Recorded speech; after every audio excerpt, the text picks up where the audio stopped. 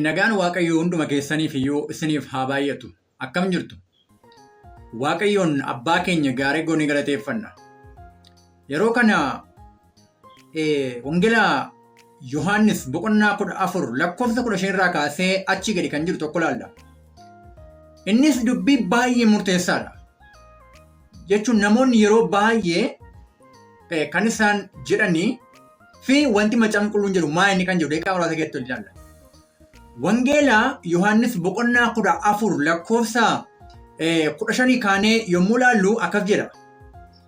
Yoo na jaallattan jedha Kiristoos maal jechuudhaatti yoo na jaallattan abboommii koo eegaa jedhe. Yoo ana jaallattan abboommii koo maal godhaa eegaa. 16 akkeedha. Anis abbaanan kadhadhaa innis kan biraa kan isin jabeessu isiniin kenna. Bara baraan isin bira haa jiraatuuf jedhe. Dubbiin kuni dubbii murteessaadha. Amma asirratti maal agarra obboloota koo? Yoo ana jaallattani abboommii koo eegaa anis abbaanan kadhadhaa innis kan isin jabeessu kan biraa isiniif kenna jedha. Another comforter jedha afaan Ingiliffaa another comforter.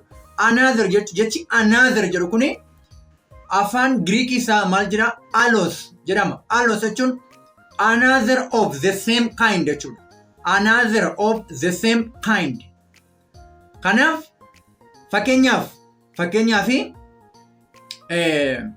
nama tokkoon bishaan naa kenni jettanii yoo bishaan dhugdanii ammallee kan biraa na dabali yoo jettan bishaanuma sana isin dabala. Bishaanichi gosuma tokkodha jechaadha. Garuu kan biraa jettanii waamtan. Akkasidha another of the same kind jechuudha malee waan garaa kan biraa lama jechuu miti. Kanaaf anis abbaanan kadhadhaa kan biraa kan jabeessu isiniifan kenna jechuun mee booda irratti dhufa. Isuma karaa kan biraa jechuudha. Kiristoosuma karaa biraa jechuudha. Tole baay'ee gaariidha. Kanaaf maayidha? Giraawundiin guddaan lakkoofsa 15 maal jedhe Kiristoosii? Yoo ana jaallattanii abboommii koo eegaa jedhe. Yoo ana jaallattan abboommii koo eegaa jedhe. Anis abbaanan kadhadha. Innis kan biraa kan jabeessu isiniin kenna bara baraan isin bira haa jiraatuuf jedhe. Amma yoo abboommii isaa eegne Kiristoos isa nu keessa jiraatu, isa nu wajjin jiraatu, kan nu jabeessu nuuf kenna Kiristoos. Garuu yoo abboommii isaa eegnedha. Dubbii kana macaafni qulqulluu jiru bira qabnee ilaallamee ta'uuna lakkoofsa 17 akkas jedha. 17 hafuura dhugaa jedha. Hafuura dhugaa. Inni kam? Inni kan isiniif jabeessu kan biraa isiniif hin kennedha. Hafuura dhugaa. Biyyi lafaa isa simuu kan hin dandeenye. Isa na dhugoo. Isa hin beekus yoo. Isin garuu beektu. Isin bira hin jiraatu. Isin keessas hin ta'a jedha. Hafuura dhugaadha. Hafuura dhugaadha. Okay. Macaafni qulqulluun akka macaafni qulqulluun jedhutti wangeela Yohaannis boqonnaa 14 lakkoofsa 6-7 yeroo ilaallu dhugaan eenyu? Dhugaan gooftaa Yesuus Kiristoosidha. Ana karaan, ana dhugaan, ana jireenya waan jedheef. Akkuma kana immoo wangeela Yohaannis boqonnaa 14 lakkoofsa 3 yeroo ilaallu immoo si Waaqayyos tokkicha isa dhugaa jedhe abbaa isaatiin. Waaqayyo abbaan waaqa dhugaadha. Kiristoos illee dhugaadha. Baay'ee gaariidha. Kiristoos ilma waaqa dhugaa waan ta'eef Kiristoos illee dhugaadha. Karaan jireenyis isa. Kanaaf hafuura dhugaa yommuu jedhu hafuura Kiristoos jechuudha asuma raawwattu ni badhu gaafsine. Okay. Mee itti fufna. Dubbii kana mee gara lakkoofsa 20 gadi buune ilaalla.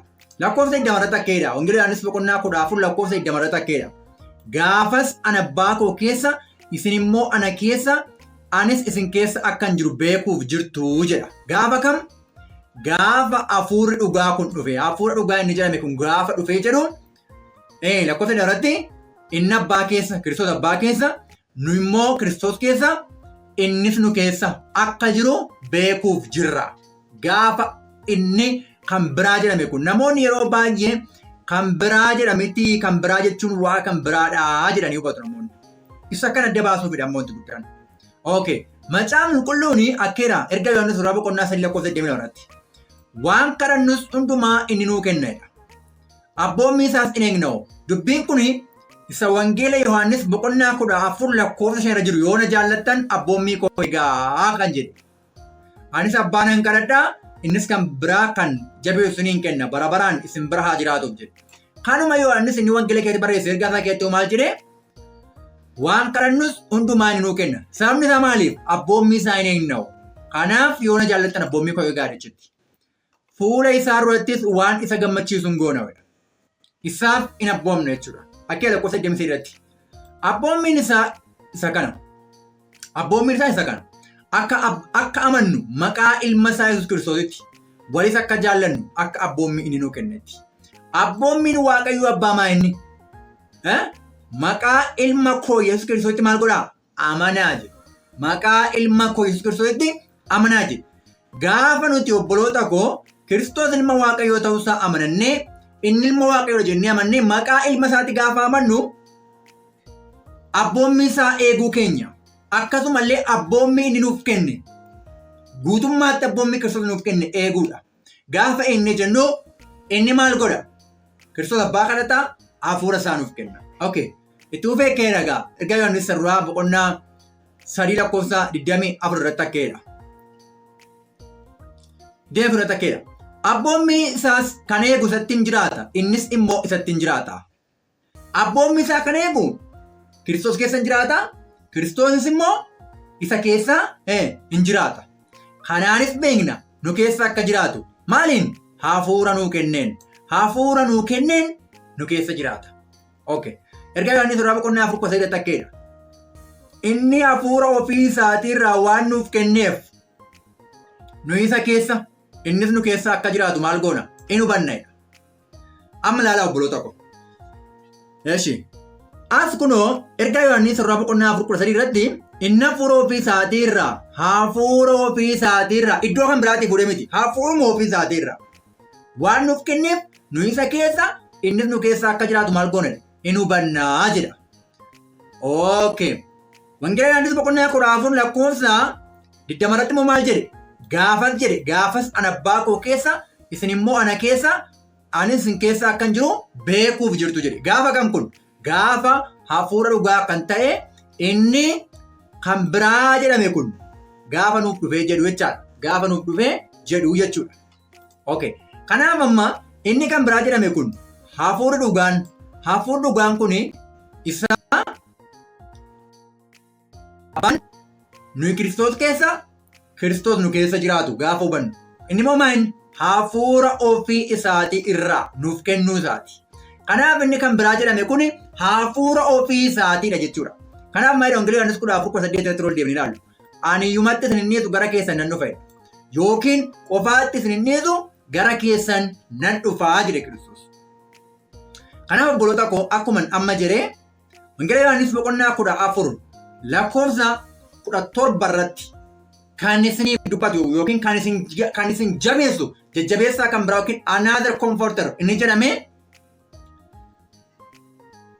Allos Parakletos kan jedhamu Giriikiidhaan yookiin immoo jajjabeessaa kan biraa kan jedhame jajjabeessaa yookiin comforterii of the same kind yookiin immoo waanuma tokkorraa kan ta'e jechuudha.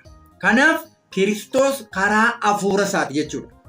Kiristoos karaa hafuura isaati. Kanaaf gaafa inni nuuf kenname yookiin immoo gaafa inni dhufuu jedhe Kiristoos bartootaan. Ani abbaa keessa, abbaan na keessa, isin keessa, isin na keessa akka jirru hubachuuf jirtu. Kun immoo maa inni erga isaa keetti malee Yohaannis hafuura ofii isaatiirraa waan nuuf kenneef inni nu keessa, nusa keessa akka jirru. Nusa keessa, inni nu keessa akka jiru nu hubannaa jedhe. Kanaaf inni jajjabeessaa kan biraa jedhu sun Kiristoosuma hafuura isaatiin jechuudha. Kan biraa yommuu jennu waaqa kan biraa waaqa hafuura qulqulluu jedhamu kan biraa osoo hin taane jajjabeessaa kan biraa yommuu jedhu Kiristoos bifa karaa hafuura isaati jechuudha. Karaa hafuura isaati jechuudha. So hafuurri Kiristoos hafuura dhugaadha. Jajjabeessaan akka Kiristoos hin jiru. Kiristoosiin alatti jajjabeessaa hin qabnu. Akka Kiristoosiin kan nu jajjabeessu hin qabnu kan rakkina keenya hubate kan miidhama keenya hundaadhaan dhamee arge qorumsa keenya hundaadhaan dhamee arge gooftaa keenya Kiristoos ilma waaqa jiraataa qofa. Hafuura isaatiin nu jajjabeessa jechuudha. Kun hafuura isaati. Waaqayyo karaa addaa isin eebbisu guddaa eebbifamaa jechaa dubbii kana akka deebitan ilaaltan. Isin afeera Waaqayyo karaa addaa isin wajjin haa ta'u.